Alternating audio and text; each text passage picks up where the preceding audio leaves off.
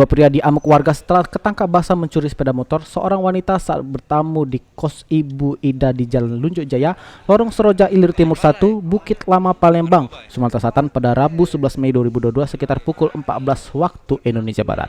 Kedua pemuda adalah M. Firdaus, warga Jalan Perindustrian Kebun Bunga, Palembang, dan Dedi, warga Rantau Sialang, Musi, Banyuasin. Kapolsek Ilir Barat 1 Palembang, Roy A. Tambunan, Jumat 13 Mei 2022 mengatakan modus kedua pelaku ini adalah berkeliling menggunakan sepeda motor jenis Honda Beat berwarna biru dengan nomor polisi BG 6404 ADS di kawasan Jalan Lunjuk Jaya. Lebih 2 hari mereka masih bertahan di satu lokasi itu saja, tapi sudah ada beberapa warga yang datang ke Polsek memberikan beberapa rekaman CCTV yang menyatakan bahwasanya itu adalah perbuatan kedua pelaku ini. Gitu. Barang buktinya, Bang? Akan pelaku dan satu juga motor